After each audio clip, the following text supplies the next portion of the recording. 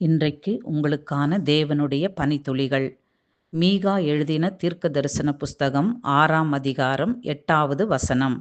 மனுஷனே, நன்மை இன்னதென்று அவர் உனக்கு அறிவித்திருக்கிறார். நியாயம் செய்து இரக்கத்தை சிநேகித்து உன் தேவனுக்கு முன்பாக மனத்தாழ்மையாய் நடப்பதே அல்லாமல் வேற என்னத்தை தேவன் உன்னிடத்தில் கேட்கிறார்? ஆமேன்.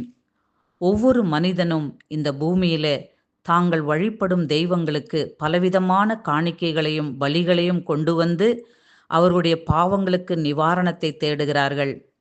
வானத்தையும் பூமியையும் சமுத்திரத்தையும் அதில் உண்டான எல்லாவற்றையும் உண்டாக்கின சர்வ வல்லமையுள்ள தேவனாகிய யாவே என்னும் நாமத்தை உடையவருக்கு பலிகளையும் காணிக்கைகளையும் கொண்டு வந்தால்தான் அவர் நம்முடைய பாவங்களை நீக்கி நம்மளுடைய விண்ணப்பங்களுக்கு பதில் கொடுப்பாரா?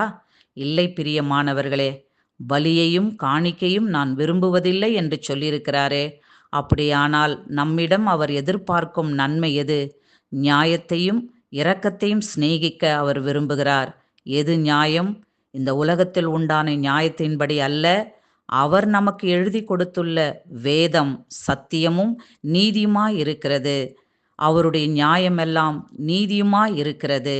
இப்படிப்பட்ட நியாயத்தை கைக்கொண்டு அவருடைய சமூகத்தில் வர வேண்டும். இரக்கம் உள்ளவர்கள் பாக்கியவான்கள், அவர்கள் இரக்கம் பெறுவார்கள். ஏனென்றால் இந்த பூமியின் வாழ்வை கடந்து அவருடைய சமூகத்தில் நாம் நிற்கும்போது நாம் செய்த இரக்கம் அங்கு மேன்மை பாராட்டும். தேவன் விரும்பும் இந்த நியாயத்தையும் இரக்கத்தையும் தேடாமலும் செய்யாமலும் அவருக்கு எவ்வளவோ காணிக்கைகளும் பலிகளையும் நாம் செலுத்தினாலும் அது அவருக்கு விருப்பமாயிராது பிரியமானவர்களே.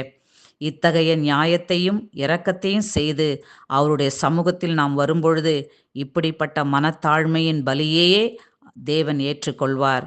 எனக்கு பிரியமானவர்களே, அவர் நமக்கு கிருபையாய் பாராட்டின இரக்கத்தை போல நாமும் ஒருவருக்கொருவர் இந்த பூமியில இரக்கம் பாராட்டுவோமாக. ஆமேன். God bless you all.